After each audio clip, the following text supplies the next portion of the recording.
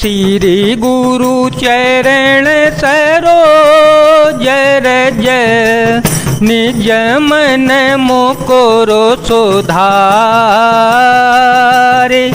बरन रघुबर बिमल यस जो दायको फल चारे बोधिहीन तनु जान के सुमिरो पवन कुमार बल बुद्धि विद्या दे हो मोहे हर हो कलेश विकार अतुलित बलिधामं हेमशेलाभदेहं धनुजवन कृशानु ज्ञान नाम ग्रगण्यं सकल गुण निधानं वानराणामधीशं रघुपति प्रिय भक्तं बात जातं नमामि। जामवंत के बचन सुहाए सुनि हनुमंत हृदय अति भाए तव लगे मोहि परिखे हूँ तुम भाई सही दुख कंद मूल फल खाई जब लगी आवो सीता ही देखी होए हे काजो मोहि हर सबेशेषी यह कही नाय सबहि कहूँ माथा यह कही नाहि सबहि कहूँ माथा चले ओ हर सिहिया धरि रघुनाथा चले ओ हर सिहिया धरि रघुनाथा मंगल भवन मंगल हारी ध्रुव हो सो दशरथ अजर विहारी। जामवान के सुंदर वचन सुनकर हनुमान जी के हृदय को बहुत ही भाए। वे बोले, हे भाई तुम लोग दुख सहकर कंदमूल फल खाकर तब तक मेरी राह देखना जब तक मैं सीता जी को देख करके लौट के ना आ जाऊं। काम अवश्य होगा क्योंकि मुझे बहुत ही हर्ष हो रहा है। यह कहकर सबको मस्तक नवाकर तथा हृदय में श्री रघुनाथ जी को धारण करके हनुमान जी हर्षित होकर चल पड़े। सिंधु तीर एक भूधर सुंदर कौतुक कूद चढ़े उताऊ पर बार बार रघुबीर संभारी तर के ओ पवन तनय बल भारी जय गिरि चरण दे हनुमंता चले ओ सोगा पाताल तुरंता जिमिया मोघर घोपति कर बाना यही भांति चले ओ हनुमाना जलनिधि रघुपति दूत बेचारी जलनिधि रघुपति दूत बेचारी ते में ना कहो श्रम हारी। समुद्र के तीर पर एक सुंदर पर्वत था। हनुमान जी खेल से ही अनायास ही कूद कर उसके ऊपर जा चढ़े और बार बार श्री रघुवीर जी का स्मरण करके अत्यंत बलवान हनुमान जी उस पर बड़े वेग से उछले। जिस पर्वत पर हनुमान जी ने पैर रखकर चले थे, जिस पर से वे उछले थे, वह तुरंत ही पाताल लोक में घुस गया। जिस जैसे रघुवीर जी का अमोघ बाण चलता है उसी तरह हनुमान जी चल पड़े। समुद्र ने उन्हें श्री रघुनाथ जी का दूत समझकर मैनाक पर्वत से कहा कि हे मैनाक, तू इनकी थकावट दूर करने वाला हो, अर्थात अपने ऊपर इन्हें विश्राम दे दे। हनुमान ते ही परसा कर पुनि कीन प्रणाम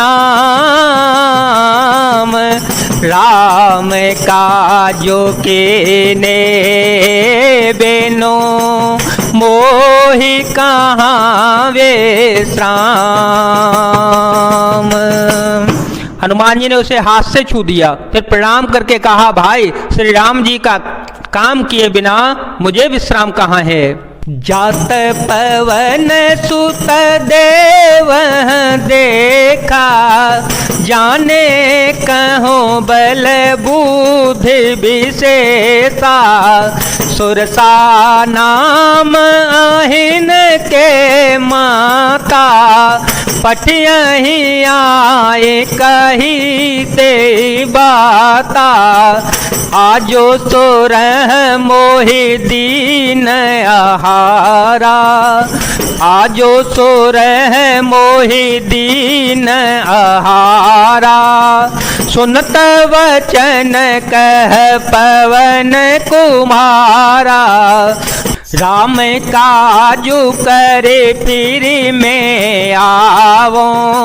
राम काजू करे फिर में आवो। सीता कई सोधे प्रभु ही सुनावो। मंगल भवन अमंगल हारे, द्रवहो सो दशरथ अजीर विहारे। राम सिया राम सिया राम सिया राम, सिया राम जय राम जय जय राम।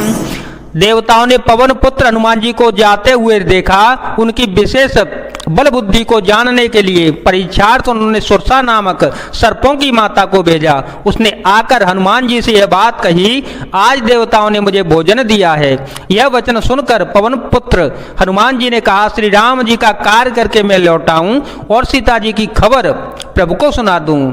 तब तब बदन पेठी हूँ आई, सत्य कहूँ मोहि जान दे माई।